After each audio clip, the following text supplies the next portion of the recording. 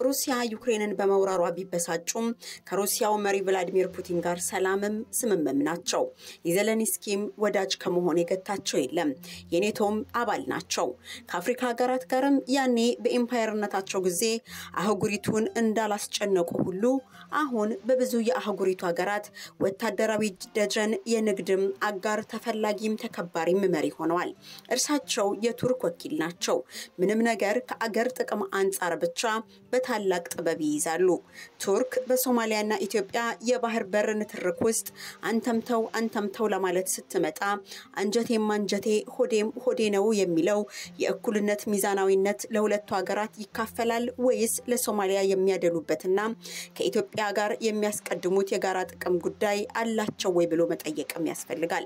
ይህ የዕለቱ የመልህቅ መሰናዶ ትኩረት ነው።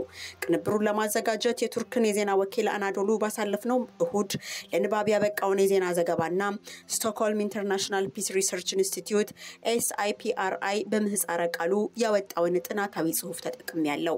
የዘመን አቆጣጠሮቹ ሁሉ እንደ ፈረንጆቹ ናቸው። ሰላም ሰይፉ ነኝ።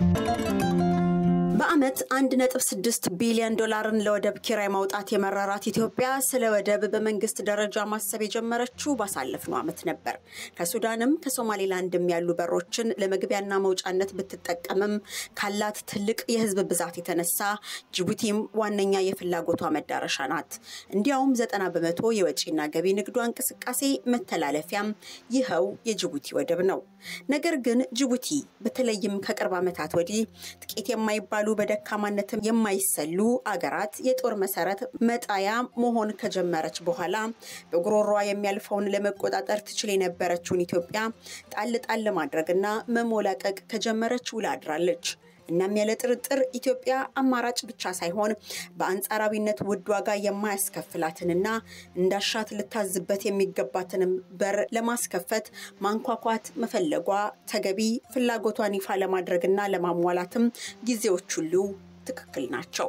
ኢትዮጵያ ወደብን በህልውና ደረጃ ያስፈልገኛል ማለቷን የኮነኑ ሀገራት ከራሳቸው ማግኘት ይልቅ በኢትዮጵያ ማጣት የሚፈነድቁ መሆናቸውን ማሳበቃቸውን ማየት ቢያስገርምም ኢትዮጵያ ወደብን ለመፈለግ ብቻ ሳይሆን ለማግኘትም ጭምር በሚያስችሏት አካሄዶች በኩል ማፈላለጓን ግን ችላ ማለት እንደማይገባት ማስታወስ ያስፈልጋል። ባሳለፍነው አመት በፈረንጆቹ ዘመን መለወጫ ይፋ የተደረገው ከሶማሊላንድ ምድር የባህር በርን በኤደን ባህረ ሰላጤ በኩል ለማግኘት የተደረገው ሙከራ ሶማሊያና ኤርትራን ጨምሮ በግብጽና አረብ ሊግም አቋርጦ አፍሪካ ህብረትም ደርሶ አውሮፓ ህብረትና የተባበሩት መንግስታትም ገብቶ አሜሪካና ቻይናን ሳይተው የዓለም ዝምተኛ ሀገራትን ጭምር ለማናገር ከንፈር ያላቀቀ ክስተትን ፈጥሯል። በዚህ ሁሉ መሃል የተሄደበትን መንገድ የተከለከለና ያልተፈቀደ ከማለት አልፎ ግን ኢትዮጵያን ታክል ታላቅና ባለብዙ ህዝብ ሀገር እንዴት የባህር በር ተጠቃሚ እናድርግ የሚል የበሰለ የሚዳሰስና የሚታይ ህይወት ያለው የመፍትሄ ሐሳብን ያቀበላል ታየም። በዚህ መሃል ግን ወጉዝ ከማሪዎስ ብሎ ኢትዮጵያን ለመውቀስም ድንጋይ አንስቶ ለመውገርም ያልተጋፋ የለም። ቱርክ ግን አደራዳሪና አነጋጋሪ ሆኗ ራሷን ከሰተች። ከዚህ ቀደም ከነበሩ የመልህቅ ዝግጅቶቻችን ባንዱ የቱርክ የማደራደር ሚና በደንብ ይስተዋል የቱርኩ የውጭ ጉዳይ ሚኒስትር ሃካን ፊዳን አካሄድም ይጤን ብለን እንደነበር ይታወሳል። ባሳለፍነው ቅዳሜና እሁድ በቀንዱ ቅንጣት ታህል ሀገር ጅቡቲ 14 የአፍሪካ ሀገራትን እንዲሰበሰቡ የተጣራችው ቱርክ በየአህጉሩ የተስፋፋችበትን የንግድ ትስስርና በጦር ኃይላቸው ላይ እየወሰደች ያለውን ከፍ ያለ የአብሮ መስራት ድርሻ የተሰሚነቷ ዋና ጉዳይ አድርጋ 2 ቀናትን ወስዳለች። አንዳንዶች የአፍሪካ ሀገራት ጠበቅ ያለ ግንኙነትን ከቱርክ ጋር የሚወዱት የቀኝ ግዛት ታሪክ ስለሌላት ነው ቢሉም በኦቶማን አምፓየርነቷ ጊዜ በአፍሪካ የነበራትን የገዥነት እንቅስቃሴና የኢትዮጵያ ግዛቶች ለመቆጣጠር ያደረገችውን ጥረት በኢትዮጵያውያን ተጋድሎ ድል መነሳትን የሚያነሳ ግን በወቅቱ አልነበረም። በ1888 ይኸው ጥንታዊው የኦቶማን ቱርክ መንግስት ቆንስላ ጽሕፈት ቤቱን ሐረር ላይ ቢከፍትምና በ1918 በአዲስ አበባ ኤምባሲው ቢመሰረትም ኦቶማን ቱርክ ከቀኝ ግዛትነት ጥሎ የማሳየት አባዜ በአምባሳደሮቻቸው በኩል በቅዳሜና እሁድ ስብሰባ ላይ አንስተዋል። ኤርዶዋንም ቢሆኑ በያኔው ያገራቸው ኢምፓየር መስፋፋትና ወረራ የሚያደርግ ህልም እንዳላቸው ይነገርባቸዋል። ከ100 ዓመት በፊት ግን ያበቃው የኦቶማን ቱርክ ኢምፓየር በጅቡቲው ስብሰባ ላይ ከቀኝ ግዛት የጸዳ ተደርጎ ቢሳልም የስም ለውጥ ከማድረጉ ባለፈና የግዛት መሸራረፎች ካልኖሩ በቀር የቱርክ ሰዎች ግን አፍሪካውያን መሪዎች እንዳሉትና እንዳንቆለጳጳሷቸው ሳይሆን ዲፕሎማቶቹም የአፍሪካ መሪዎችን በቱርክ የመደገፍ ፍላጎት እንዳሉትም ሳይከሰት እውነቱ ለ600 ዓመታት ከመካከለኛው ምስራቅ እስከ ሰሜን አፍሪካ የኦቶማን ኢምፓየር መግዛቱ ነው።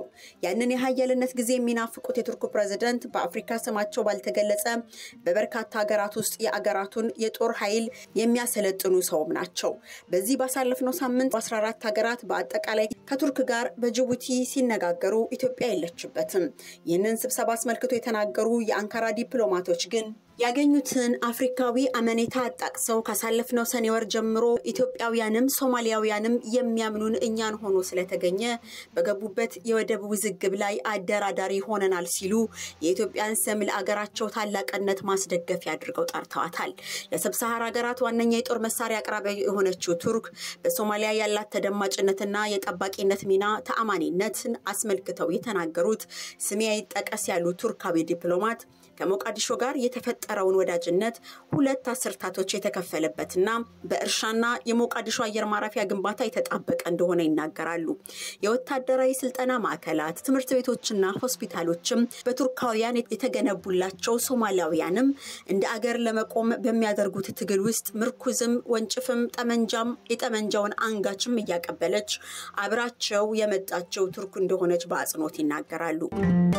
ባለፈው ሳምንት የቱርክ ነዳጅ ፈላጊ መርከብ በሶማሊያ ያለውን ነዳጅና የተፈጥሮ ጋዝ አውጥተው አብረው ለመስራት የጋራ የምግብ ጠረጴዛቸውን የመወልወል ትስስርንም ቱርክና ሶማሊያ ፈጥረዋል።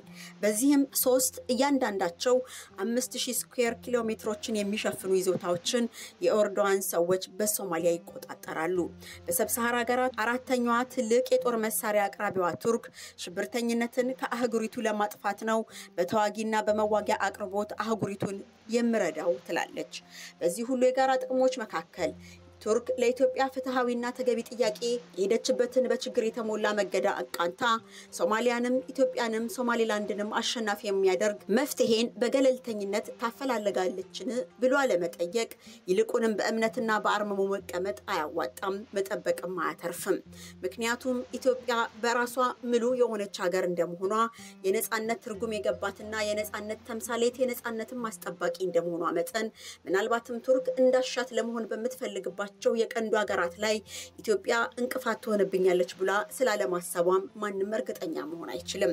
ማንም ሀገር ከራሱ ሀገራዊ ጥቅሞች አስበልጦ ፖለቲካዊ ትርፉ አሻግሮ የመልክዓ ምድራዊ ፖለቲካውን ችላ ብሎ የማህበርተኝነት ቁርኝቱንም ጣጥሎ ንጥር ያለ የመንፈሳዊ አባት ሚዛናዊ ፍጽምና ተላብሶ ይከሰታል ብሎ ለመጠበቅ መሞከር በየዋህነት ሳይሆን በሞኝነትም ሊያስፈርጅ ይችላል።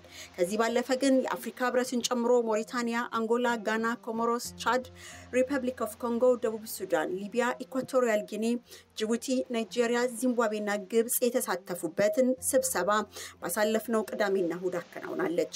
በ2008 የአፍሪካ ስትራቴጂክ አጋር የተባለችው የህብረቱን ስብሰባዎችም በተጋባዥነት የምትታደመው ቱርክ በቱርክ አፍሪካ የወዳጅነት ፖሊሲ በኩል ለአፍሪካዊ ችግሮች አፍሪካዊ መፍትሄዎችን እንደምታፈላልግም አጽንኦት ሰጥታ ትናገራለች። ኢትዮጵያ ከ120 ሚሊዮን የተሻገረ ህዝቧን ይዛ በየዓመቱም የሚያሻቅብ የህዝብ ብዛትን እንደምትመዘግብ እየተጠበቀ ተፈጥሯዊ የባህር በሯን በአሰብ በኩል አጥታ በየዓመቱ ደም ተፍታ ከምታገኘው የውጭ ምንዛሪ ውስጥም 1.6 ቢሊዮን ዶላሩን ለወደብ ኪራይ ከፍላ እስከመቼ ትኖራለች ብሎ ይህንን ከአፍሪካዊ ችግር መዝግቦ አፍሪካዊ መፍትሄ መፈለጉ ላይም ግን ቱርካውያን ሊያስቡበት እንደሚገባ ለኤርዶዋን ሹክ የሚላቸው ኢትዮጵያዊ ዲፕሎማት የሚያስፈልግ ይመስላል።